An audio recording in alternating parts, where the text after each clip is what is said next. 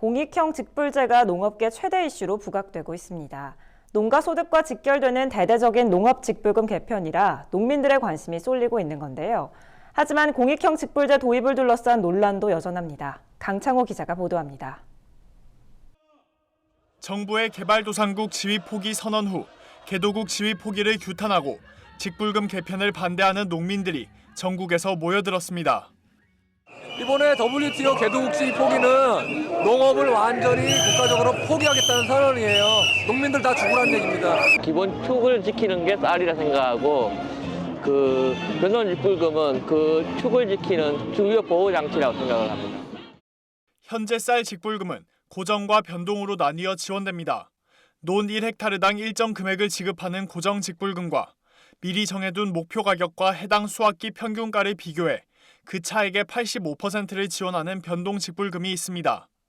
특히 이 변동 직불금은 가격 폭락이나 폭등으로 농가에 미치는 영향을 최소화하기 위해 운영되고 있습니다.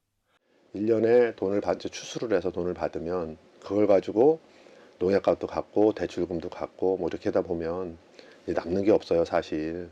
농민들한테 있어서 직불금이나 또 변동 직불금이나 이런 거는 최저임금이나 마찬가지다 이렇게 생각을 하는 거거든요. 굉장히 그 농가들한테는 필요한 금액이에요.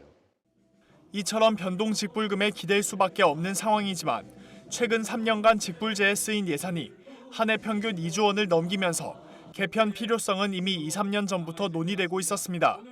특히 대농과 영세 소농 간의 지원 규모 격차와 쌀에만 지원이 치우쳐 농작물의 다양성을 해친다는 문제가 거듭 지적됐습니다. 밭농가는 쌀과 달리 면적에 따른 고정 직불금만 지급되는 데다 면적당 단가도 다릅니다. 논이 헥타르당 100만 원인 반면 밭은 55만 원에 불과합니다. 밭농사를 하는 농민들이 공익형 직불제의 조속한 시행을 바라는 이유입니다. 쌀농가는 가격이 떨어지면 변동직불금 통해서 가격을 지지해주는 정책들이 있지만 밭농업은 가격이 떨어졌을 때 지지해주는 정책이 아예 없습니다.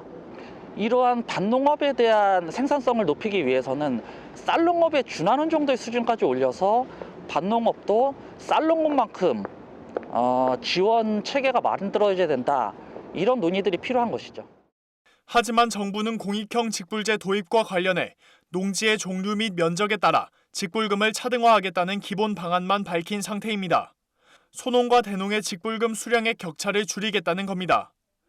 개도국 지위 포기하면 선진국형으로 농정이 간다는 건데 이제 변동직불 같은 어떤 가격에 반응하는, 그러니까 가격에 대응하는 직불제 같은 거는 이제 많이 할 수 없게 되고요.